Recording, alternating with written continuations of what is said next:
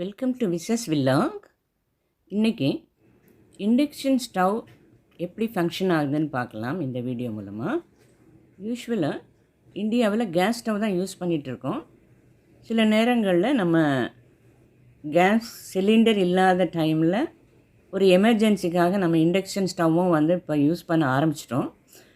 First time induction stove use பண்ணுறவங்களுக்கு ஒரு confusion இருக்கும். எப்படி அந்த இண்டக்ஷன் ஸ்டவ்வை ஆன் பண்ணுறது, எப்படி செட் பண்ணுறது அப்படிங்கிறது.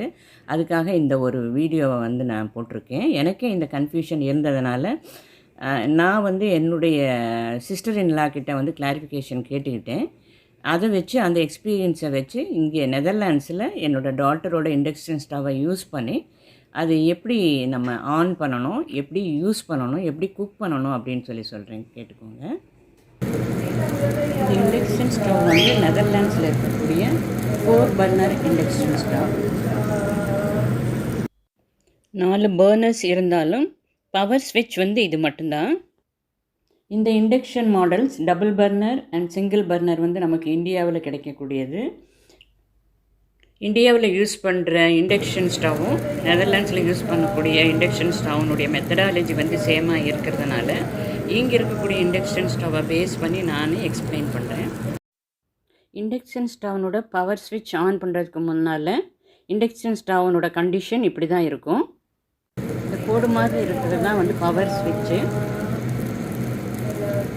பவர் ஸ்விட்ச் ஆன் பண்ண உடனே இண்டக்ஷன் ஸ்டவ்னுடைய இண்டிகேட்டர்ஸ் 000ன்னு ஆன் ஆகும். ஃபர்ஸ்ட் பர்னரில் நான் 10 செட் பண்ணியிருக்கிறதுனால இண்டிகேட்டரில் 10 அப்படின்னு காட்டுது.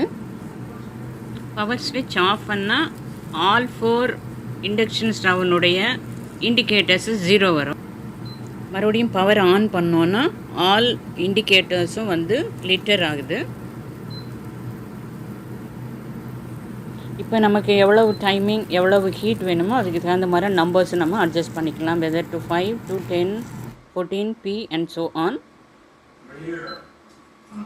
பர்னரில் இருக்கிற நம்பர்ஸ் நம்ம ப்ரெஸ் பண்ண அந்த இண்டிகேட்டரில் ஆல்டரேஷன்ஸ் சேஞ்ச் ஆகிட்டே இருக்குது.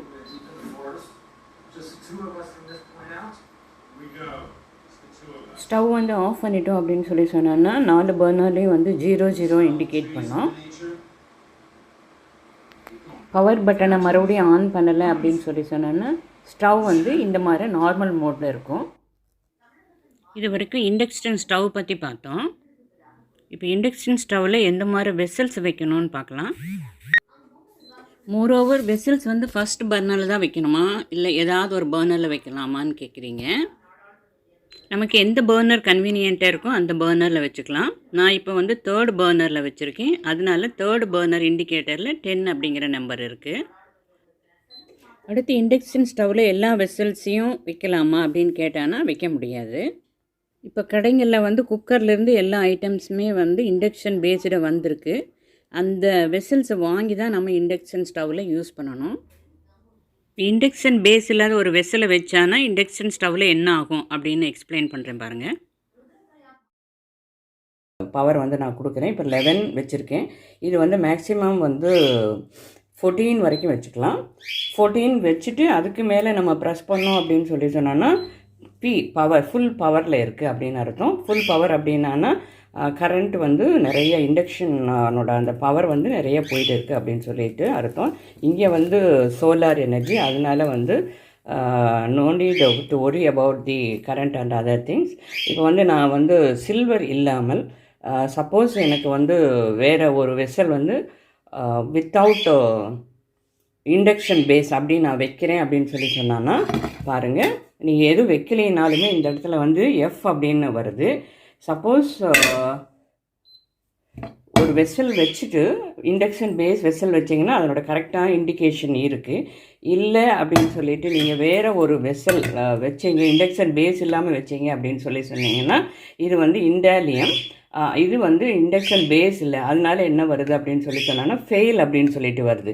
ஸோ அப்போ நீங்கள் ஒன்றும் பயப்பட வேண்டாம். அந்த vessel it is not fit for the induction stove அப்படின்னு தெரிஞ்சுட்டு we have to replace this vessel with induction base or any silver vessel. அப்படி வச்ச உடனே அதனோட நம்பர் ஆட்டோமேட்டிக்காக மாறுது பாருங்கள். இதுதான் இண்டக்ஷன் ஸ்டவ்னுடைய பேஸு. இதில் வந்து நம்ம கொஞ்சம் கேஸ் ஸ்டவ்வை விட வந்து ஸ்லோவாக தான் குக் ஆகுது. பட் ஈவன் தென் இவங்க வந்து சோலார் பேனல்ஸ் எல்லாம் போட்டிருக்கிறதுனால it is very useful in Netherlands. இதில் வந்து 4 பர்னர்ஸ் அவங்க வச்சுருக்காங்க. ரெண்டாவது இந்த கிச்சன் வந்து க்ளோசட்டாக இருக்கிறதுனால தெர் இஸ் ஆல் சைட்ஸ் வந்து கிளாஸ் வச்சுருக்கிறதுனால they have to use the chimney power வந்து கண்டிப்பாக அவங்க யூஸ் பண்ணியே ஆகணும். ஸோ இதில் வந்து நமக்கு இண்டக்ஷன் ஆன் பண்ணிவிட்டு we have to exhaust fan வந்து நம்ம யூஸ் பண்ணி ஆகணும். அதில் வந்து 3 லெவல்ஸ் அவங்க கொடுத்துருக்காங்க. That is plus and minus கொடுத்துருக்காங்க. ப்ளஸ் பண்ணோன்னா அதனோட ஃபேனோட லெவல் வந்து ஜாஸ்தி ஆகுது.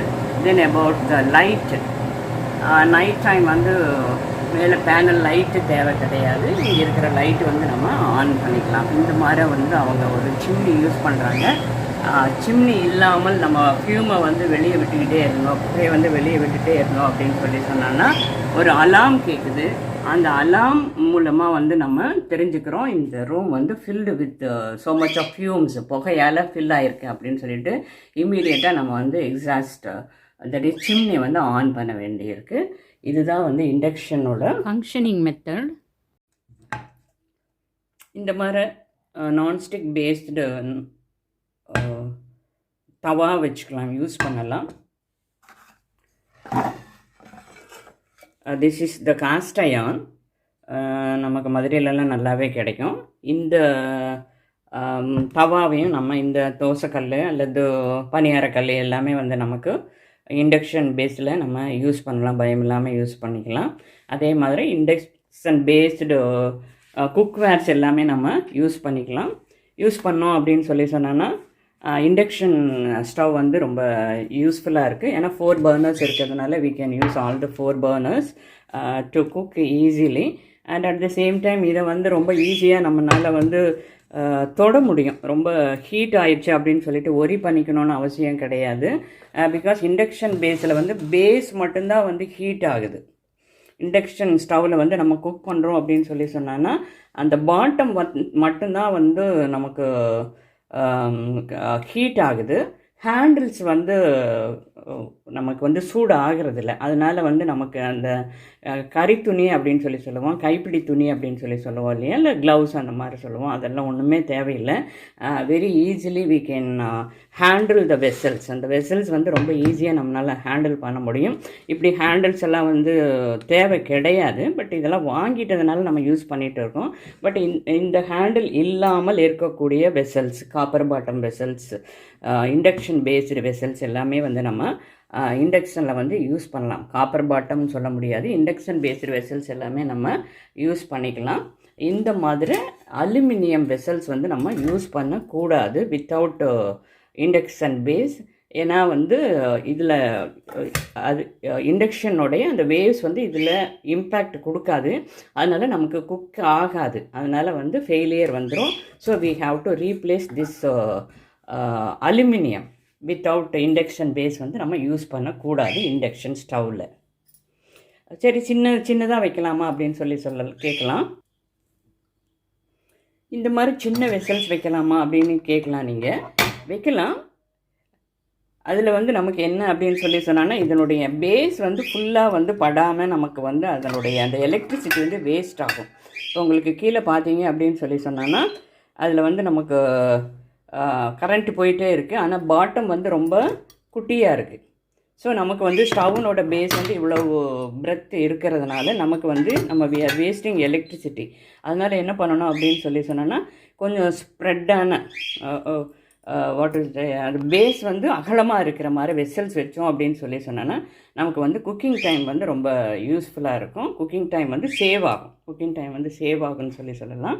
ஸோ அதனால் வந்து இது வந்து யூஸ் பண்ண நம்ம தாளிக்கிறதுக்கெல்லாம் வந்து இந்த மாதிரி ஒரு கரண்டி தான் நம்ம யூஸ் பண்ணுவோம். இது வந்து cast iron without what is induction base. But இது நம்ம யூஸ் பண்ணுறதுனால வந்து நமக்கு ஒன்றும் அஃபெக்ட் ஆகலை. காஸ்ட் அயர்ன் அப்படிங்கிறதுனால இண்டக்ஷன் ஸ்டவ் வந்து இதை வந்து அக்செப்ட் பண்ணிக்கிச்சு. அதனால we are using this one.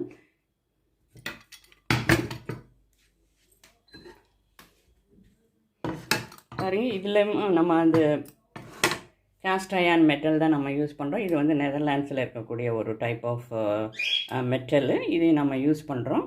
இந்த யூஸ் பண்ணுறதுனால இது வந்து நமக்கு பாட்டம் வந்து ஃபுல் ஷேப்பில் இருக்குது. ஸோ இந்த சின்ன சைஸ் ஆஃப் தாளிக்கிற கரண்டிக்கு பதில் இந்த மாதிரி அவங்க யூஸ் பண்ணுறாங்க. இதுவும் வந்து ரொம்ப ஹேண்டியாக இருக்குது and at the same time அகலமாக இருக்கிறதுனால கொஞ்சம் நிறைய எண்ணெய் விடுற மாதிரி இருக்குது. ஸோ நம்ம Indians are very cautious about using oil இல்லையா?